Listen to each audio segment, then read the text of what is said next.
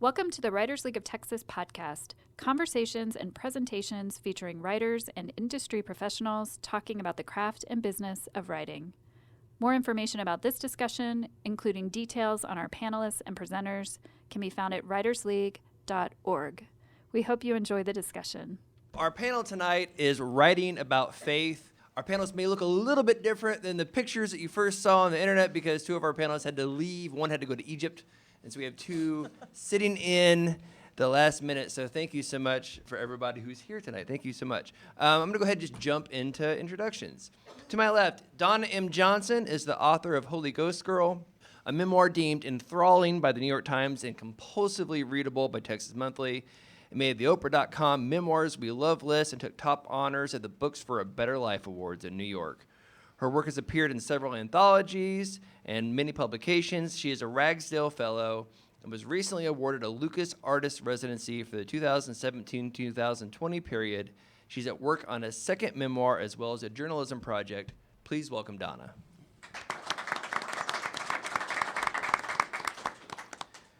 Garrett is the author of over 20 books of fiction, nonfiction, and memoir. He's got 2 more coming out next year.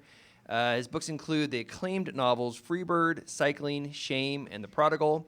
He teaches fiction writing and screenwriting at Baylor University, where he has received numerous teaching honors, and he teaches for us, as does Donna. Please welcome Garrett. Carolyn Cohagen's first novel, The Lost Children, is a middle grade fantasy which became part of the Scholastic Book Club. Her young adult novel, Time Zero, won 8 literary honors, including the 2017 Reader's Favorite Award and the 2017 International Book Award. She's the founder of Girls with Pens, a creative writing organization dedicated to fostering the individual voices and offbeat imaginations of girls ages 8 through 14. Please welcome Carolyn. And Meg Barnhouse is senior minister of the First Unitarian Universalist Church of Austin and the author of several books, including Did I Say That Out Loud?, Musings from a Questioning Soul, and Broken Buddha. She's also a humorist and a singer-songwriter. She can do it all. Please welcome Meg. So I thought we would start with something that a panelist at the Texas Book Festival a couple weeks ago said. Casey Gerald, he grew up in Dallas, and his grandfather was a famous preacher. And he says, preachers have the hardest job. They have to tell a thousands-of-year-old story that everybody already knows or thinks they know, and you have to engage people in it. And what I loved about what he said was that it frames like telling a story about faith or telling a religious story, not really in terms of faith, but as a matter of storytelling, which is what preachers do, is what writers do. And so I thought that's what we would talk about tonight.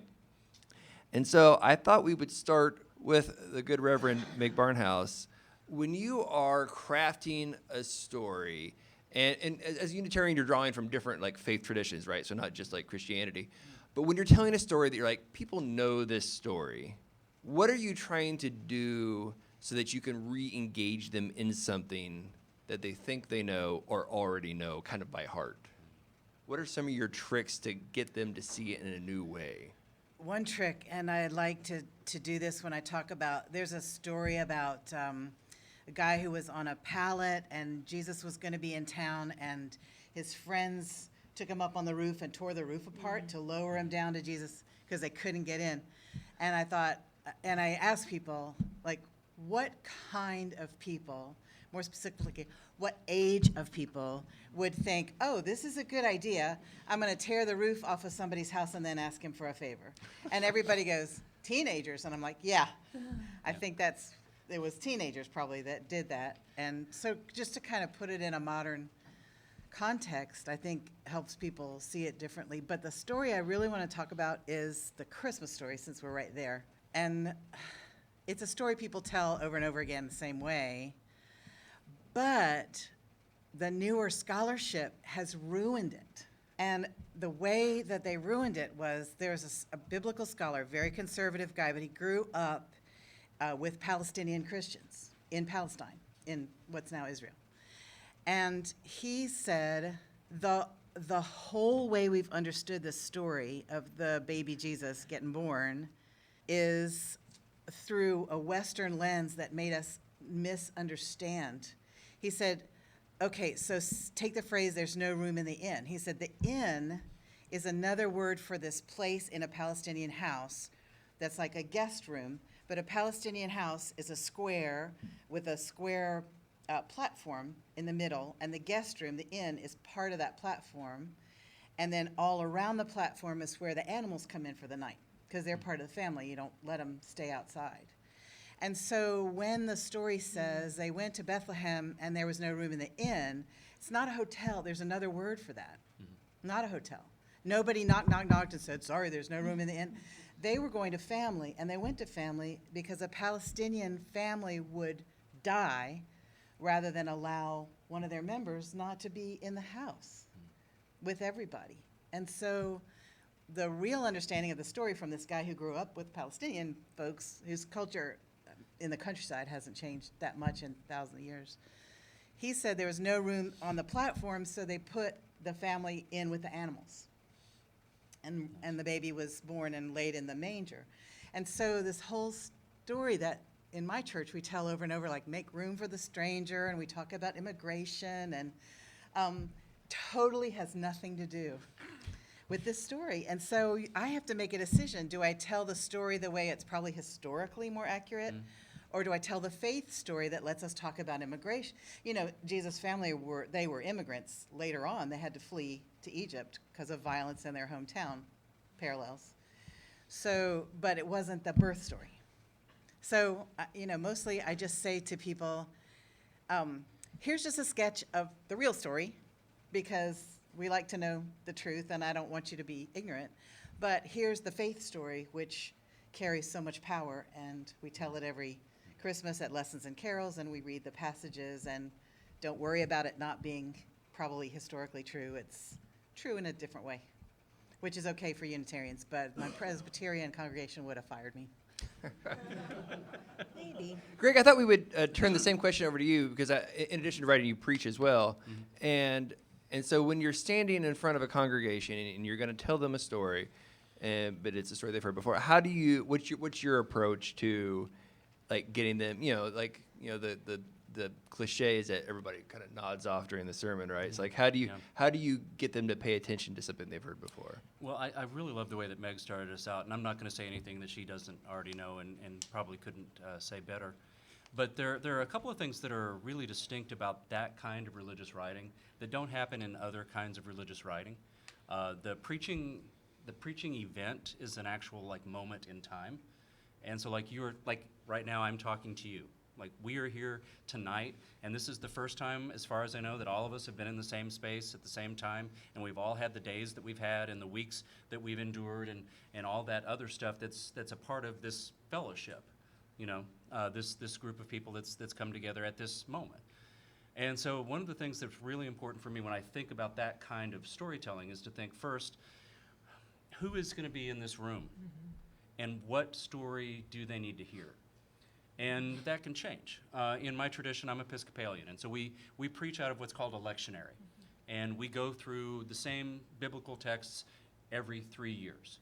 So I've been preaching for, I guess, maybe 9 or 12 years now, not every Sunday, but often enough, that I've preached pretty much everything in the lectionary. But every time that you preach, it's a different occasion, because there's a different story that your audience needs to hear. And so I really like, there's a Talmudic wisdom. Some of the old great rabbis used to say that you knew who the great rabbis were because they could look at you and they would see the story you needed to hear to be healed. And I think that is part of that task. And I think as writers, that's also a big part of what we're doing. However you think about your vocation. We are writing for a broken world and people who desperately need to feel healing and wholeness, to feel loved and understood in some way, even if it's only through the words that you've written on the page. But that for me is the biggest thing. I ask myself, in this moment, what is it that people most need to hear, and what is the story or the version of the story that is going to satisfy that need for people? Donna, just flip it. from the pulpit to the congregation and the people of the audience. Your memoir is about growing up in a traveling like revival, basically. And the book's about a lot of things and about a lot of sort of like the not awesome things that were part of that life. But one of the things you do write about is about the experience of being in the revival, of listening to the revivalists, about the religious or spiritual experience. And one of the things that I just saw on Facebook today, some writer was like, "Well, you're not trying to like show the characters tears; you're trying to get the reader to cry." I would suppose that the same thing is true of writing about religious experience. It's not you're not describing it, but you're trying to like get the reader to feel some of the same emotion. How do you do that? Because your readers might be skeptical of religion in the first place, or they might like never have experienced it, or whatever. How do you try to get inside of an experience that even after you have it and you walk out, it might feel very separate and apart from like what goes on in the rest of your life? How do you get into that? Well, I've done some writing about religion from a journalistic perspective, and one of the things you think about and do in terms of writing for terms of writing for newspapers is when you're writing about religion, the only way to get to what it means to the people who believe these beliefs is to try to see what is it they get from it, right? I mean, it's really easy to debunk it in 1,000 different ways, right? Through science, through scholarship, through all kinds of things. And so journalism really taught me that, to open it up to the wider audience, to see what it is they get, and to try to look at, in some ways, the best parts of that tradition. Houston Smith, I mean, a book I kind of cut my teeth on as a young woman, and some of us of a certain age did. He wrote about all the great religions, and they were all, in his book, just amazing. You know what I mean? You could see the beauty they brought into the world. In terms of my own story, I had hoped that I would be writing for people outside my own religious tradition, which I no longer believed. And so I looked at how, because I was outside that tradition now, I knew the kind of skepticism that skepticism that people would have about people in sort of this holy roller milieu. And what then I tried to do was think about, so what are these people getting out of it? They're more than just ignorant people being bilked of their money by a con man. And my stepfather was certainly a con man, but he was other things as well, the way all of our characters, fiction or nonfiction, right? They're not just one thing. Well, so I thought about actually what it seemed like, and I had to make a poetic leap, that people were experiencing under the tent, and that amazing sense of community, and that amazing sense of being uplifted by being around others who are having the same ecstatic experience as you are. And what I really tried to do is use some poetic language to get at that, because that's the kind of truth that's never going to reveal itself by just sort of looking at the materialistic view. I mean, looking at it from the material world, what is actually going on. You have to come at it through some poetry, I think. Does that explain it? Yeah, absolutely. Great. And then, so Carolyn, to give the breadth of what we're talking about tonight, you've written a trilogy that is essentially like a religious dystopia, like not unlike The Handmaid's Tale, which is on TV and everybody is familiar with now.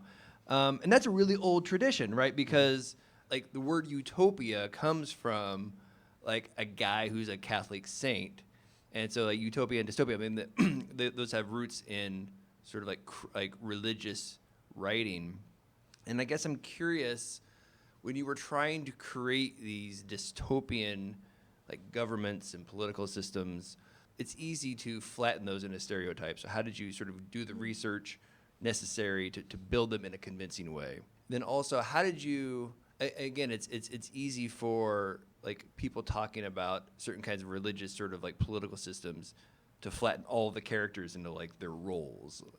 How do you create a complex character within a kind of like hard and fast system such as you have in your books?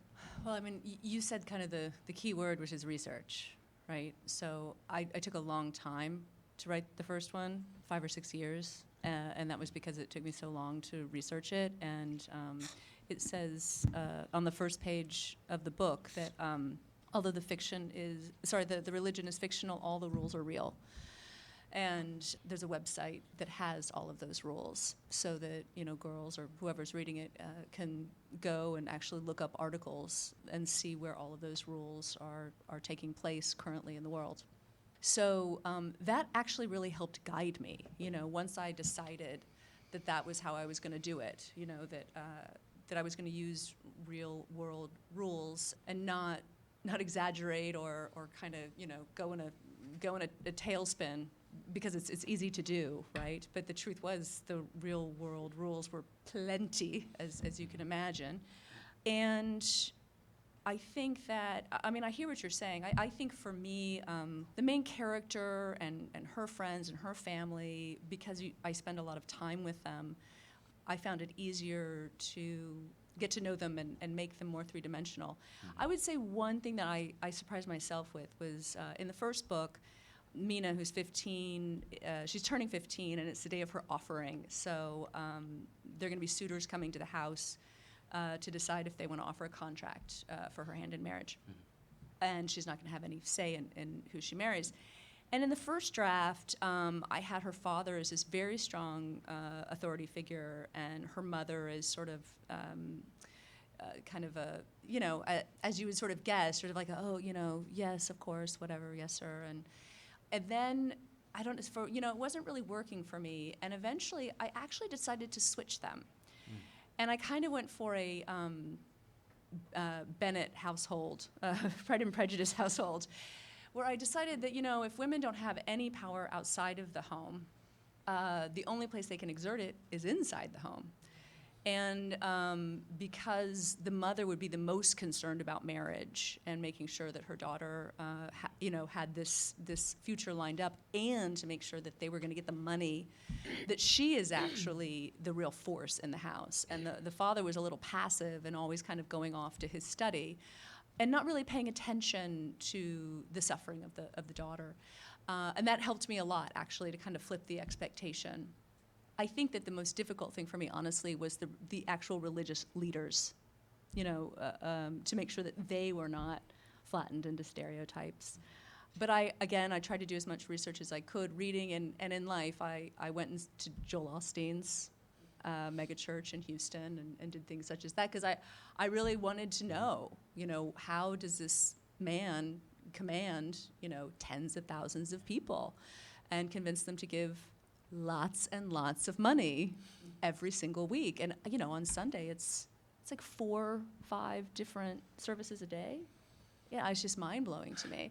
So there's certain things that, because they're so extraordinary to me, I follow them because I'm just so fascinated, right? And I want to know how they work.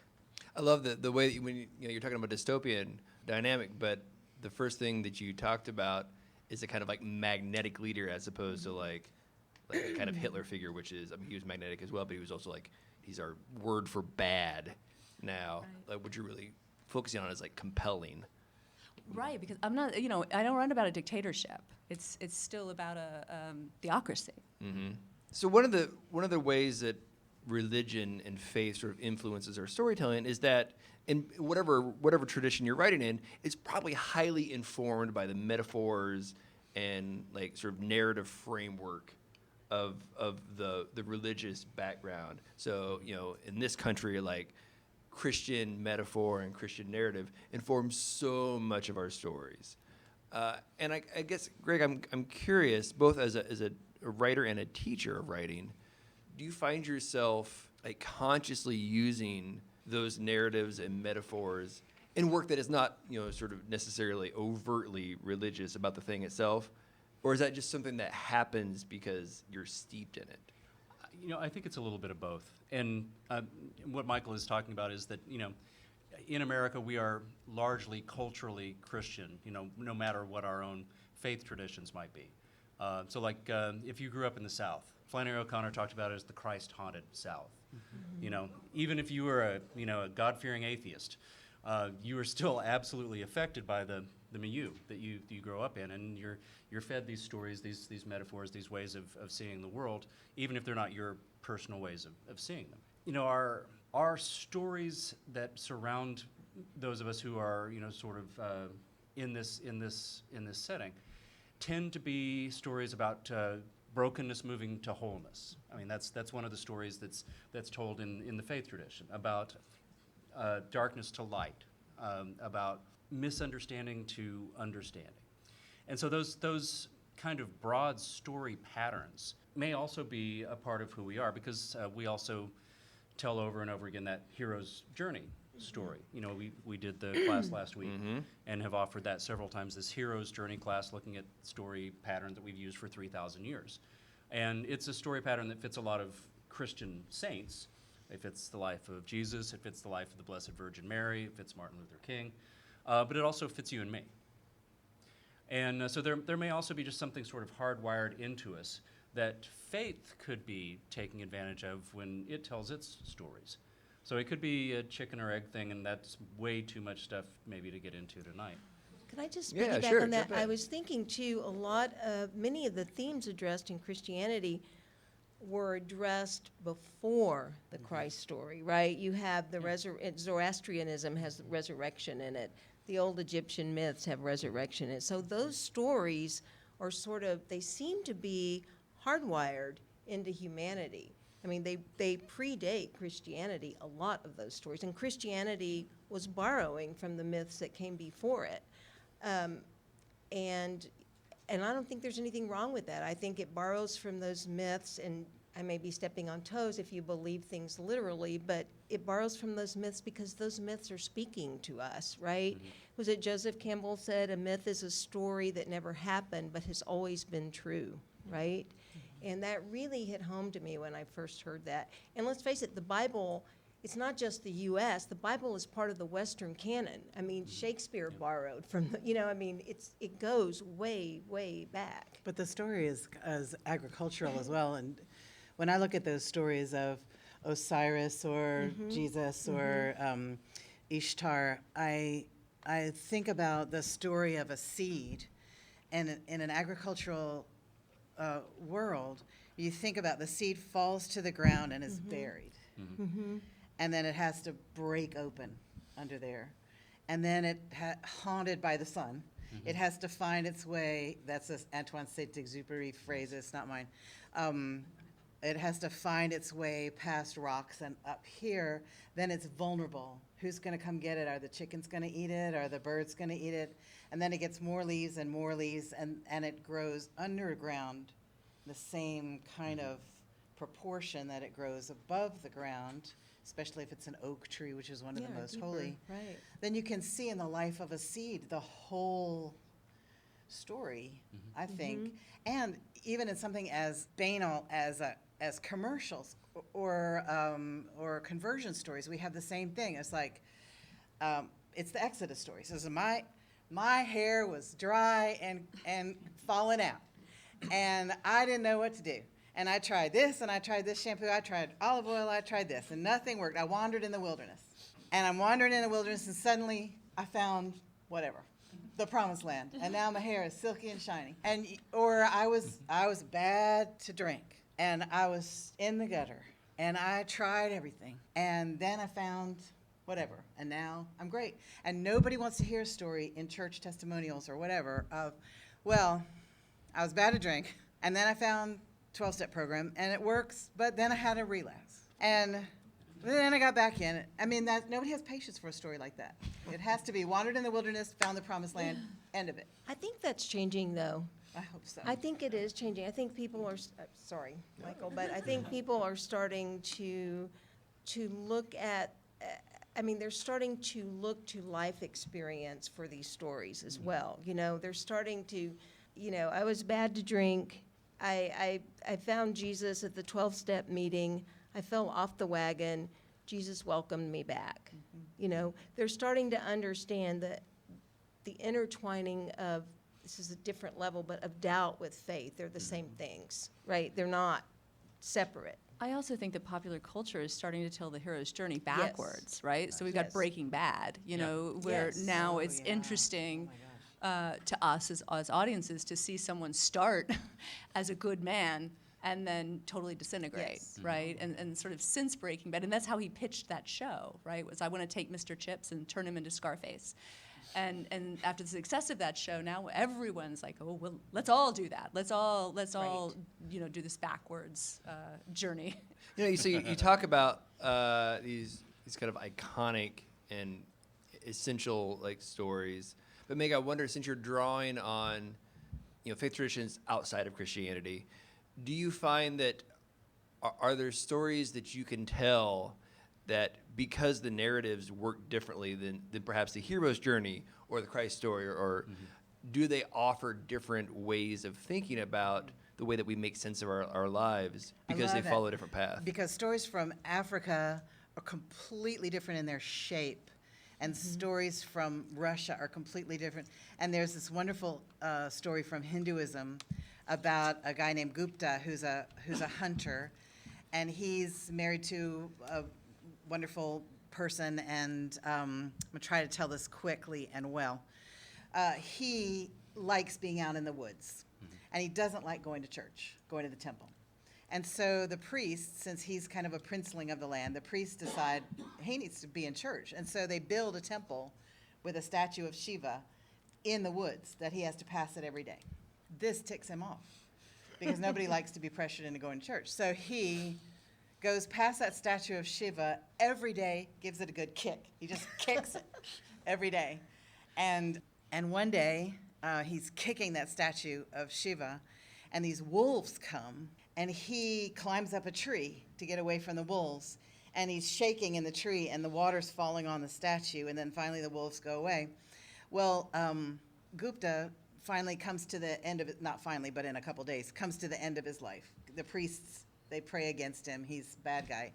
So the angel of death, or the god of death, comes for him and drags him off to the gates of hell, where Shiva is standing, and says, oh, no, you're not going to take this, my most faithful servant. And he goes, what? And Shiva said, every day you visited me, every day without fail.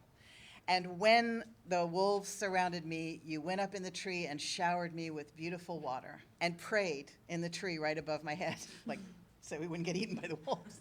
He said, I'm going to give you another chance, and gives him his life back. That's not really a Western story, but it's a story about faithful hatred. I have a lot of people in my church who came out of a Christian tradition mad. And so they have a faithful, they like to kind of think in their minds. They go by their Christian childhood and just give it a good kick every day. But I think God would see that as engagement. Yes. You see from the Jewish scriptures that God doesn't mind being yelled at, and God doesn't mind as long as you're just not cutting him off. Speaking of sort of diverse faith traditions, Carolyn, you write about this as well, because your main character sort of is in one kind of world and then escapes and moves into a very different kind of world. And at first it's like, oh, this is great. And then it's like, maybe it's not so great. As your character sort of moves from one place to another, how does she begin to build like whatever is going to be her own sensibility, as opposed to borrowing it from this place or rejecting it from this place? Like, part of that story is going to be figuring out not necessarily like what religion she is, but like how does she view herself in these different kinds of stories?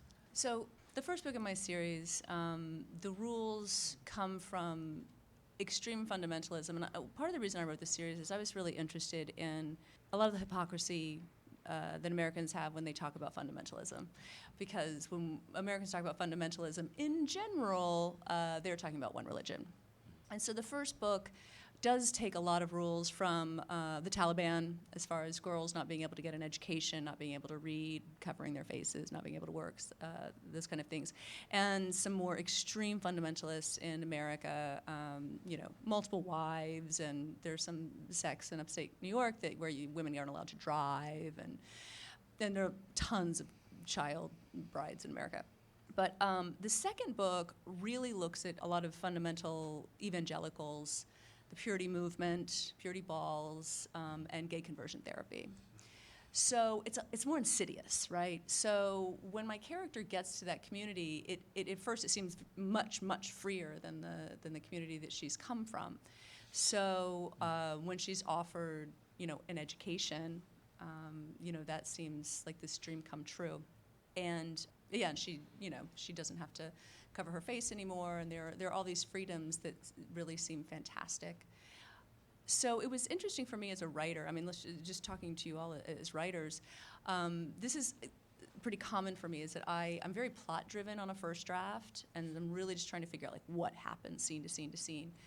And then, I'm figuring out all my characters, and I'm going back and layering those characters, and I find that it's the most nuanced, but also the most difficult for me to figure out what is going on with my main character, especially when it comes to something like a spiritual journey.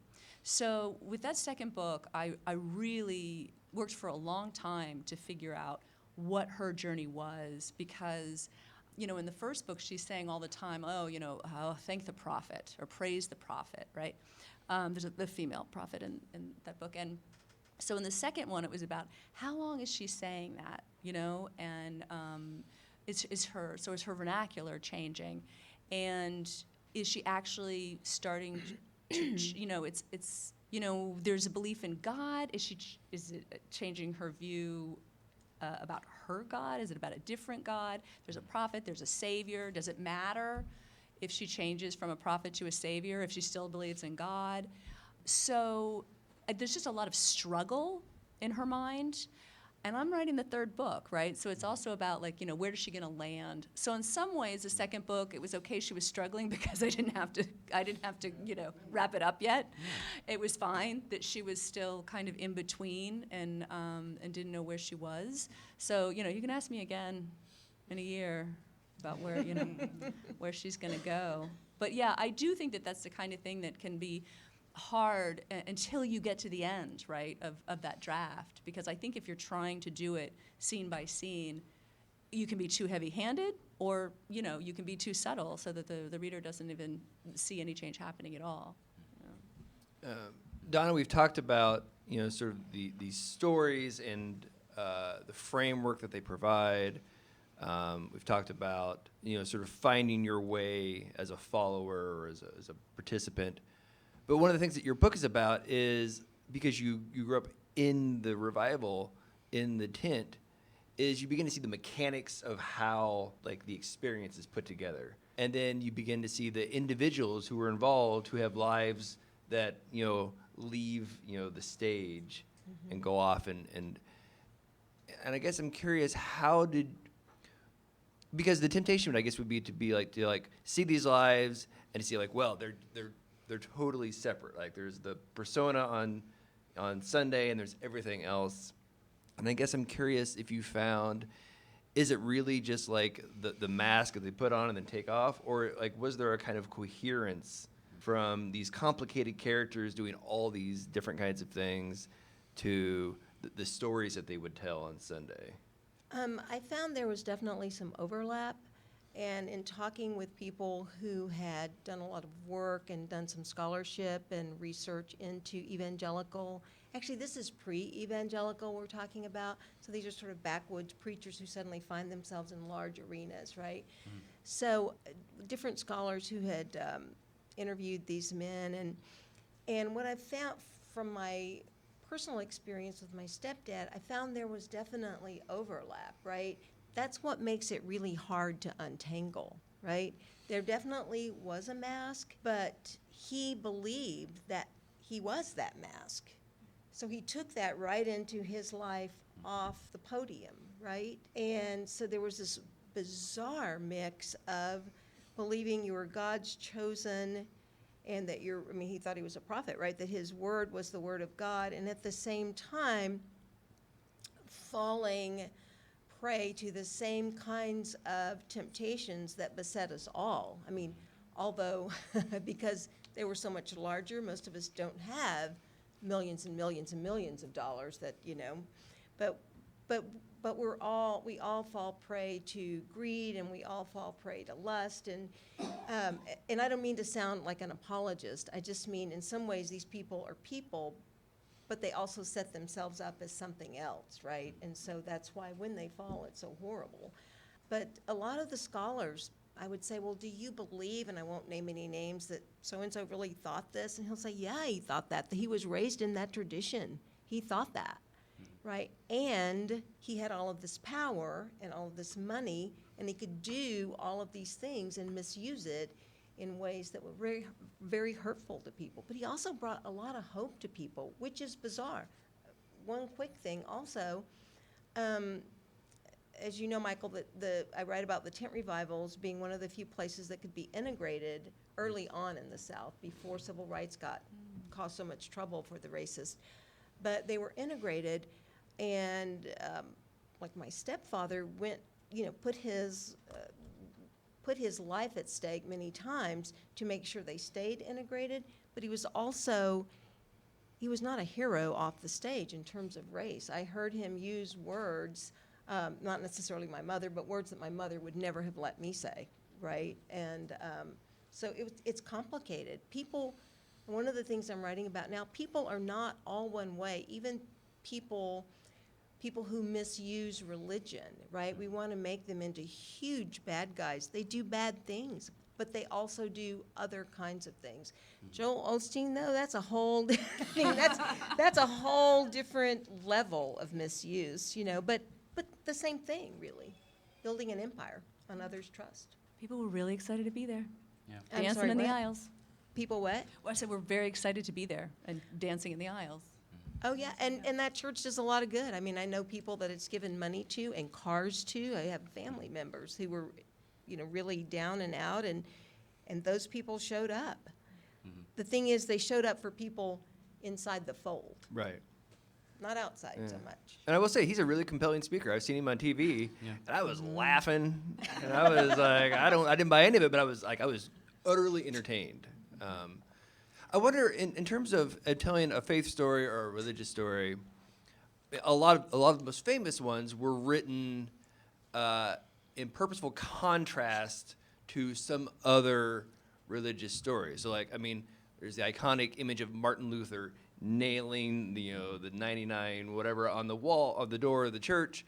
Lots of famous stories are written to say okay, that's them. Here's us, or trying to figure out I don't quite fit, and so what's the difference between my story and these other stories?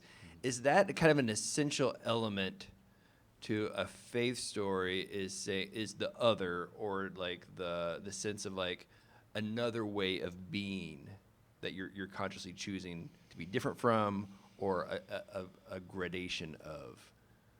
Greg, you're looking thoughtful. So That's a great question. My first response is that I don't like the us-them yeah, kind of dynamic that sets up, and yet a lot of what we're doing when we're telling these stories is we're saying this is who we are. And so for the group that Donna grew up with, these stories that we tell about ourselves and these stories that we tell about God define who we are. And so it is a very human sort of way of doing things. I think also there's an archetypal element to a lot of these faith stories that spans a lot of traditions. Meg was just telling us this story from India, which I totally resonate with, even though I'm not myself a Hindu. And I think a lot of times the stories can bring us together, even while other stories that we might choose to tell would other people. So I think something like our prodigal son story. I think in every culture, you can tell a story about a family member that has hurt the other members of the family and goes away, and what is their reaction when they come back. It's a story that gets told over and over and over, and it doesn't ever seem to go out of style. And we were talking about updating stories. Peter Hedges was here for the Austin Film Festival a couple of weeks ago, and I interviewed him to talk about the new movie Ben is Back with Julia Roberts, which is a prodigal son story. The 19-year-old addict who's away in rehab for the second time and comes home on Christmas Eve, and he is not supposed to be here. And how do we welcome him? Does the sister, as opposed to the brother in the parable, is she upset? Yes, she is. I've been the good sister, and he's been the absolute, ruination of our family. And I think that there are probably some of these stories that work in every culture that we can all look at that and say, universally, this is this is one of the things that makes us human, as opposed to this separates me into another group. I have a friend whose job it is to create communities. And he claims that in order to create a community, you have to have us and them. You have to have somebody who's on the outs and somebody who's in. And I don't like that. And we fight about it whenever we have a conversation. I'm curious, we think about, so you can think of a story as like a searching for truth, and there's possibility over here, and there's possibility over here, and I'm going to try and figure out which one makes most sense to me. But there's also, it's like with my own two boys, we had a loss in our family, and our oldest son is like gravitating toward like a religious answer. And my other son, who was like at the time 6, he was just like, God's dead, there's no God. How dumb is that? And he would say these things, we're like, oh, well, big thoughts going on back there in the back seat. And so you can see how they're, like, from a very young age, they're taking two different paths. It's entirely possible that those paths will sort of, like, stick with them for life. How much of a story that we tell is not so much a search for truth, but just, like, a kind of, like, making sense of who we are and the kinds of stories we're naturally drawn to?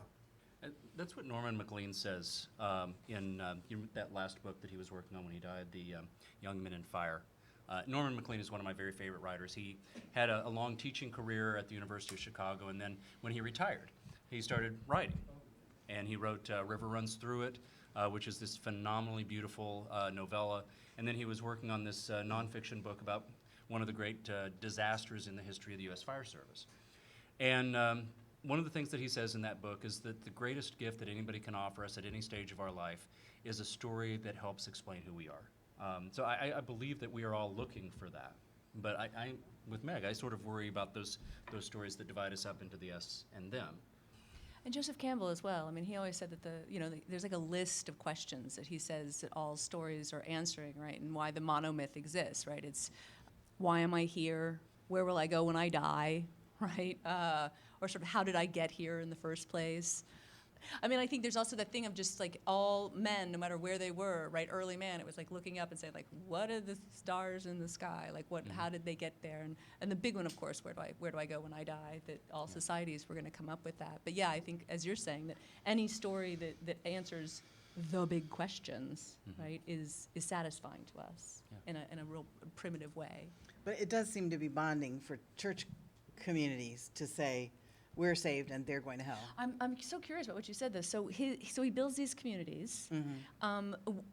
For example, I mean, what is this idea? Okay, he's like a mega millionaire, and he has a community of rich people who want to help save the world. And I said, why can't I be in that group? And he said, because it's so painful for very rich people to talk to people who are not rich. Aw. I know. And he said, really, it takes so much time just to go, I know I shouldn't have this problem, but I have this problem. But if you have other people who are billionaires, you can go, man, my kid's driving me crazy. And nobody goes, oh, too bad for you. You got $1 billion, sorry, your kid's driving you crazy. He said, that's just so wearing that it's peaceful to have just a group, not constantly, but just every now and then you can go to and just be your billionaire self. And that kind of makes sense, right? I It know. makes sense. I mean, if every problem you have, every human problem you have, somebody's saying, well, gosh, you certainly, too bad you have all that money in the bank, but you're still hurting. Well, of course they are. That's the human condition. Exactly. Money doesn't, Yeah, and so I understand-ish, but I'm more interested in the we are correct in our beliefs, because that's how I grew up. Right. We are the correct ones. Right. And I notice, that's why I think so many social justice movements and churches break into smaller and smaller pieces, is because we are pure and we are correct. Everybody's going to hell except me and thee, and even thee is a little bit doubtful to me. And you're the kind of Baptist I am, but you're not a foot washing Baptist, so you're going to hell. Or you're in that Fairview Road chapter of the Baptist church. No. And I think people just love to do that. And the same thing with peace activists. And I mean, they're like, oh, you're working with those people, but they don't have the same views we do about reproductive rights. So how could you be working with them on refugee stuff? It's like, because nobody's pure. And if you try to say, we are the pure ones, if we have purity balls, which is a funny phrase, then I think we're sunk. We're sunk unless we know that the line between good and evil runs directly through the middle of all of us. Right. I love that. What about, so one last question, then turn it over to the audience for some questions. You know, what are the, you started with A Christmas Story. Yeah. And And I'm sorry about that, by the way. I'm sorry. Oh, Nobody yeah. likes hearing that. oh, but like, what are the Nobody likes it. pleasures, I think, of any kind of religious church-going tradition is to hear a story that you know and to not necessarily get in a challenging way. It's just nice to hear the story that you know because it reaffirms things, which is sort of nice in like times of doubt to have reaffirmation, or it's just the comfort. You know, the same damn Christmas songs come on the radio every year, but people like to listen to them because they know them.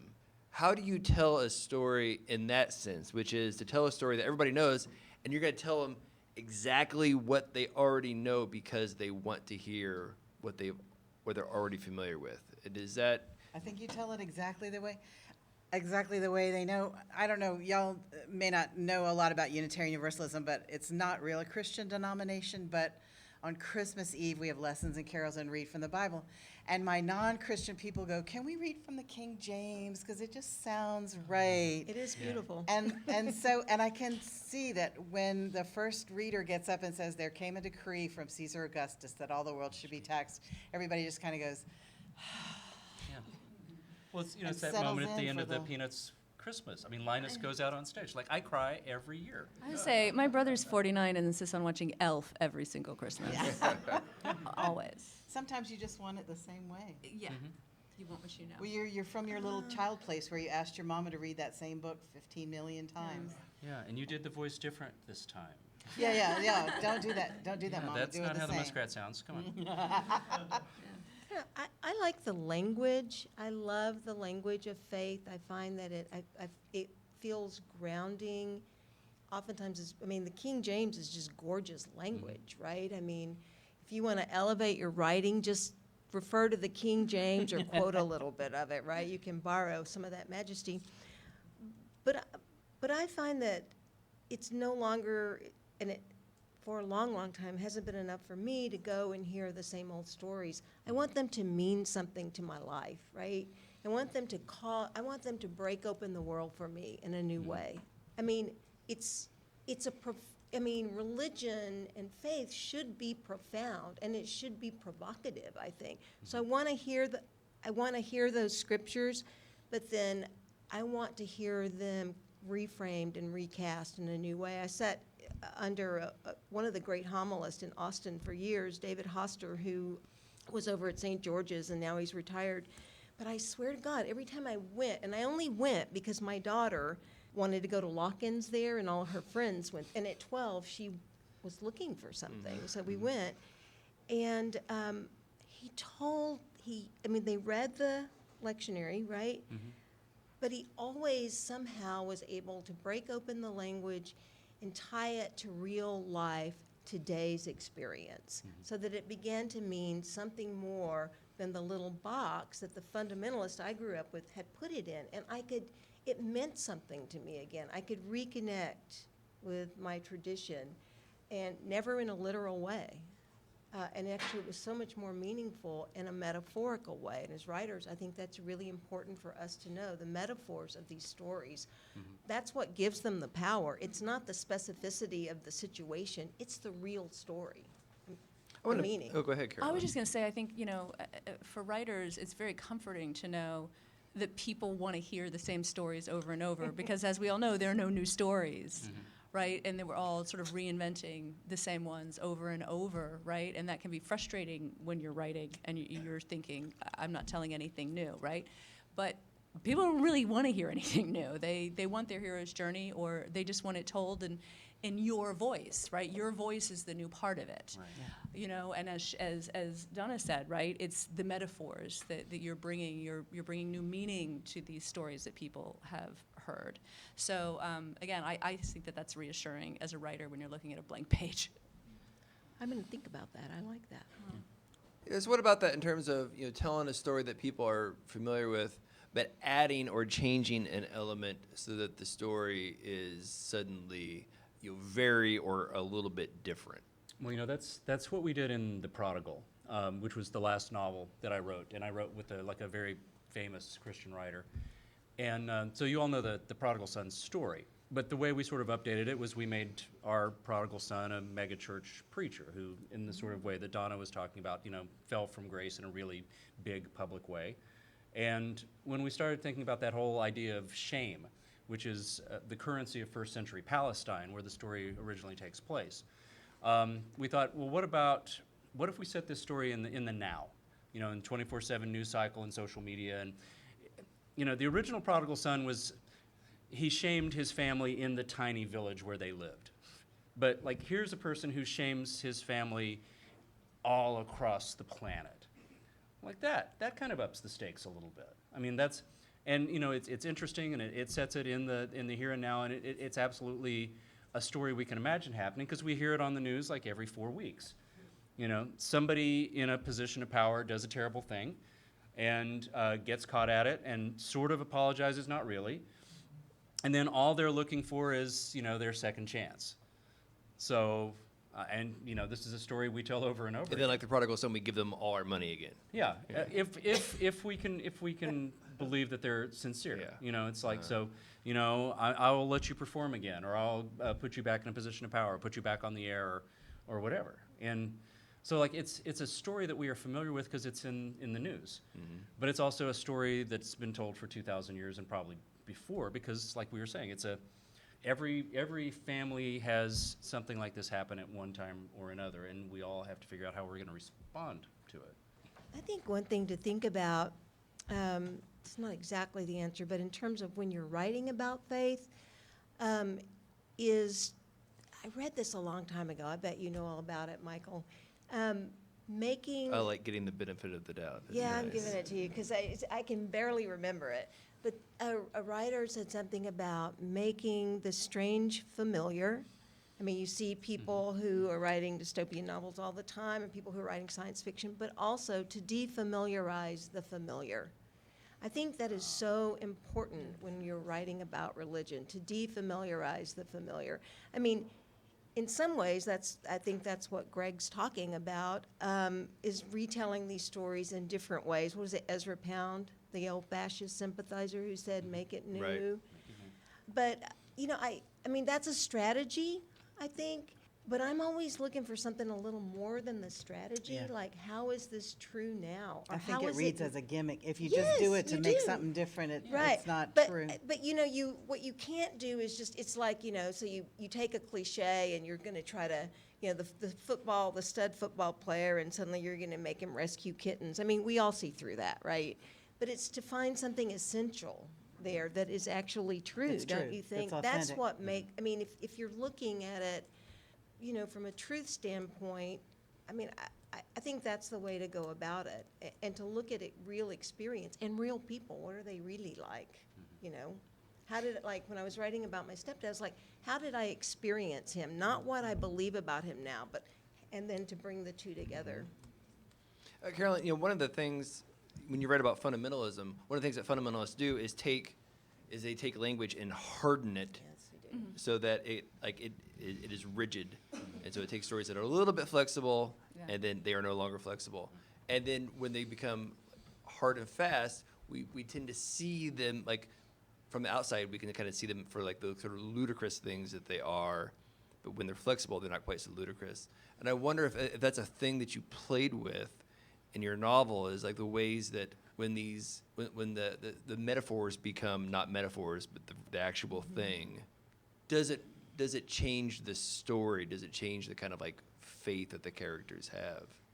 Well, it's been interesting. I mean, I went back and forth trying to decide, because my religions are fictional, what I was actually going to refer to. Right now I'm writing about the cloisters, and for those of you who've been there, it's up north of Manhattan, and it has all these real medieval cloisters that were brought in a while ago. Anyway, so of course it has all sorts of, paintings of Mary and Christ and, wonderful artifacts.